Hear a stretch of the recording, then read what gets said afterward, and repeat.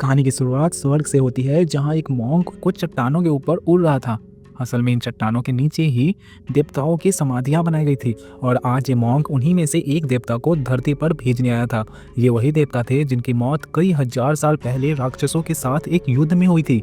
कुछ ही देर में चैन नाम का एक लड़का जमीन से बाहर निकला और वो उसी देवता का इंसानी रूप था, लेकिन याददाश्त मिटने की वजह से चैंग को कुछ भी याद नहीं था। और तभी अचानक उस मॉन्क ने चैंग पर हमला करते हुए उसे बताया कि आने वाले समय में उसे खुद ही सब कुछ याद आ जाएगा। जिसके बाद उस मॉन्क ने चैन को धरती पर धक्का दे दिया, लेकिन धरती पर वो सीधा जाकर एक तालाब में गिरा, जहां जियू नाम की राजकुमारी पहले से ही नहा रही थी। और इस हालत में एक अनजान आदमी को देखकर बहुत ज्यादा डर गई और उसने जोर जोर से चिल्लाना शुरू कर दिया। जिसके बाद उसने अपने सिपाहियों से कहा कि इसे ले जाकर जेल में बंद कर दो। उधर नालन नाम की एक प्रिजन गार्ड शाही जेल के कैदी सेलॉन की मरहम पट्टी कर रही थी, जिस दौरान सेलॉन काफी ज्यादा गुस्से में था।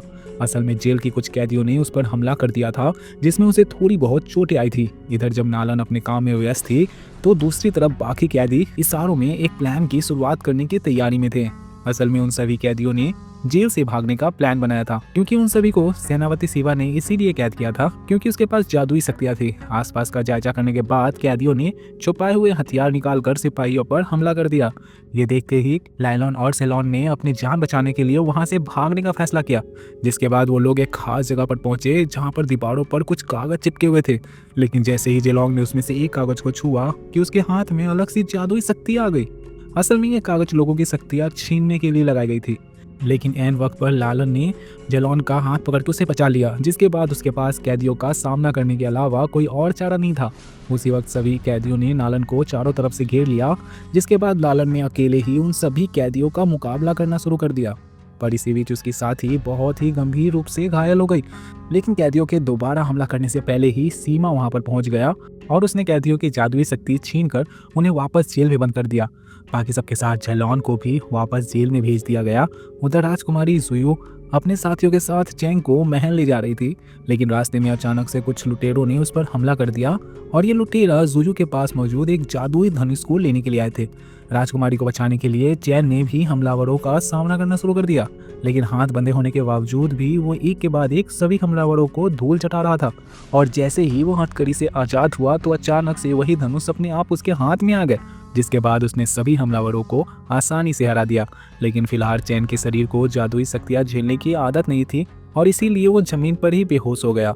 उस शाम जब राजकुमारी जियू चैन को लेकर महल में पहुंची तो वहां लालन उनके स्वागत के लिए पहले से ही मौजूद थी, जिसने जियू को देखते ही उसके इतने दिनों तक महल से दूर रहने की वजह पूछी। जिस पर जियू ने लालन को जादुई धनुष के बारे में बताई। असल में उसे यह धनुष राजा के तबीयत को ठीक करने के लिए चाहिए था। उसी वक्त चैन को भी वापस होश आ गया और जैसे ही उसकी नजर लालन पर पड़ी तो उसे स्वर्ग में अपनी प्रेमिका यू सिंह की याद आ गई, जिसकी शक्ल हूबहू लालन से मिलती थी। वो लगभग 10,000 साल पहले स्वर्ग से गायब हो गई थी। उस वक्त चैन भी युद्ध में राक्षसों के खिलाफ लड़ रहा था। इधर लालन और जुई भी बातें कर रही थी, लेकिन चैन उसी कमरे में पहुंच गया जहां पर जादुई धनुष रखा हुआ था। और जैसे ही जुयू को उसकी गुमशुदगी का पता चला तो उसने तुरंत ही सिपाहियों को चैन को ढूंढकर जेल में बंद करने का आदेश दिया। फिलहाल चैन उस जादुई धनुष की शक्तियों से दूर जाने की कोशिश कर रहा था, लेकिन हर बार वो धनुष उसको खींचकर अपने पास ले आता और इसी चीज का असर राजा की सेहत पर भी पड़ रहा था। जैसे ही चैन उस धनुष को पकड़ता तो राजा की तबीयत ठीक हो जाती और जैसे ही धनुष को छोड़ता तो राजा एक बार फिर से बीमार पड़ जाता। इसके बाद जुयू ने उस धनुष को उठाकर राजा के हाथ में पकड़ा दिया, लेकिन वो अपने आप उड़कर चैन के हाथ में चला गया, जो ठीक राजा के पीछे ही छुपा हुआ था। और जैसे ही राजा को उसके और धनुष के इस अनोखे रिश्ते के बारे में पता चला तो उसने तुरंत ही चैन को दवा खाने में आराम करने के लिए भेज दिया। उधर सेनापति सीमा का बेटा लिंगो उसे मिलने के लिए आया, जिसके बाद हमें पता चलता है कि जियू पर जो हमला करवाया गया था उसके पीछे सीमा और उसके बेटे का ही हाथ था। इस हमले के जरिए वो जियू से वो जादुई धनुष छीनना चाहते थे। लिंगोंग इस काम में तो नाकामयाब हो गया था, लेकिन फिर उसने सीमा को चैन और जादुई धनुष के अनोखे रिश्ते के बारे में बताया। साथ ही उसने ये भी बताया कि कैसे चैन ने अकेले ही उस धनुष का इस्तेमाल करके सभी हमलावरों को मार गिराया था। ये सुनते ही सीमा अंदर ही अंदर काफी ज्यादा खुश था, क्योंकि अब वो चैन का इस्तेमाल राजा के खिलाफ चाल बिछाने में करना चाहता था। उधर चैन को सपने में अपने स्वर्ग की जिंदगी दिखाई दे रही थी, जहां वो जादुई धनुष की मदद से राक्षसों से लड़ रहा था, जिसका मतलब था कि वो जादुई धनुष असल में चैन का ही हथियार था।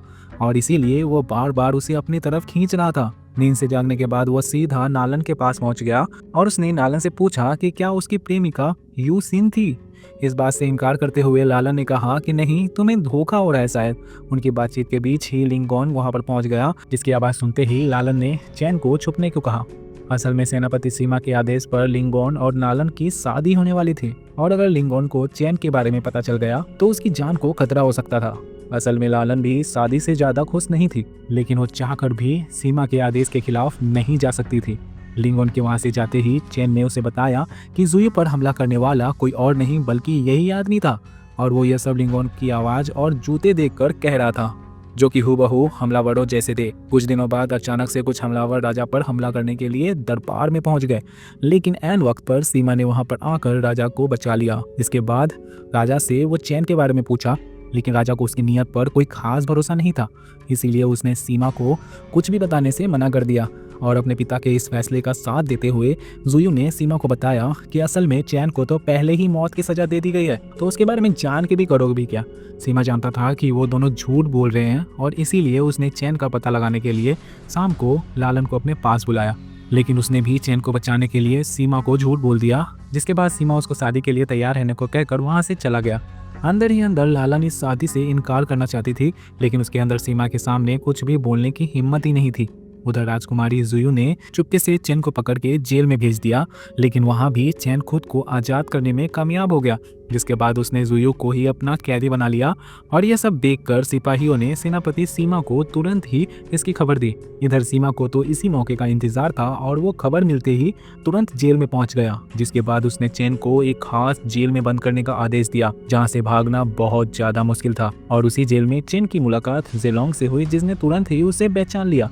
असल में राक्षसों और देवताओं के बीच हुई लड़ाई में जेलोंग भी स्वर्ग की तरफ से लड़ा था और इसीलिए वो चैन की सच्चाई को अच्छे से जानता था। कुछ दिनों बाद लालन और लिंगोन की शादी तय की गई, पर लालन अपनी शादी वाले दिन भी लगातार चैन की सुरक्षा के बारे में सोच रही थी और इसीलिए उसने सीमा को बिना बताए चैन और जिलोन को जेल से भगाने का फैसला किया। जेल से निकलने के बाद चैन लगातार लालन के अजीब बर्ताव के बारे में सोच रहा था, जिस पर जेलोंग ने उसे बताया कि आज उसकी शादी होने वाली है। यह सुनते ही चैन ने वापस महल में जाकर लालन से मिलने का फैसला किया और जैसे ही वो महल में पहुंचा तो उसने देखा कि वहां शादी पहले से ही शुरू हो गई थी और इसीलिए उसने शादी रुकवाने के लिए वहां पर हंगामा कर दिया, जिससे गुस्सा होकर लिंगोन उसका सामना करने के लिए आगे बढ़ा और एक बराबरी की लड़ाई के बाद आखिरकार चैन ने लिंगोन को खत्म कर दिया, जिस वजह से वो शादी वहीं पर टूट गई। अगले दिन लालन ने चैन और जिलोन को सेनापति सीमा की एक खुफिया किताब दिखाई, जिसमें उसने कई सारे राज लिखे हुए थे और उसी किताब में लिखा हुआ था कि सीमा ज़्यादा से ज़्यादा जादुई शक्तियाँ इकट्ठा करके खुद को ताकतवर बनाना चाहता था और इसीलिए वो अक्सर ऐसे लोगों को बंदी बनाता था जिनके पास जादुई शक्तियाँ होती थी। उधर सीमा शाही सलाहकार जुआनजू से मिलने के लिए पहुंचा और वो चाहता था कि जुआनजू अपनी शक्तियों से लिंगोन को वापस से जिंदा कर दे। असल में जुआनजू के पास बहुत ही ज्यादा ताकतवर जादुई शक्तियां थी और उसी ने सीमा को ज्यादा से ज्यादा लोगों से शक्तियां छीनने को कहा था, लेकिन इस बार सीमा की मदद करने के बजाय जुआनजू ने उसका कत्ल कर दिया। थोड़ी ही देर बाद चैन, जेलोंग और नालन भी वहीं पहुंच गए, क्योंकि अब उन्हें जुआनजू के प्लान के बारे में पता चल गया था। असल में जुआनजू एक पूजा के दौरान सभी शाही लोगों की ताकत छीनने वाला था और चैन जानता था कि वो ये सब इसलिए कर रहा है ताकि सबकी शक्तियाँ पाकर वो अमर हो सके। लेकिन उन तीनों ने ठान लिया था कि वो जुआनजू को इस प्लान को किसी भी हालत में सफल नहीं होने देंगे। लेकिन जुआनजू ने अपनी शक्तियों की मदद से बड़ी ही आसानी से उन सभी को हरा दिया और उसी शाम वो राजा से ही मिलने के लिए गया, जहां उसने राजा को अगले ही दिन उस पूजा का आयोजन रखने को कहा। उसने झूठ कह दिया कि यह पूजा असल में राजा की बेहतर सेहत के लिए है। राजा को जादुई शक्तियों के बारे में कुछ खास अता पता था नहीं, इसीलिए वो तुरंत ही इस पूजा के लिए मान गया। अगले दिन राजकुमारी जियू और राजा के साथ सभी शाही खानदान के लोग एक साथ इस पूजा के लिए इकट्ठा हुए, जहाँ पर पूजा शुरू होते ही जुआनजू ने उन सबकी शक्तियाँ खींच ली, जिस वजह से वो सभी लोग बेहोश हो गए।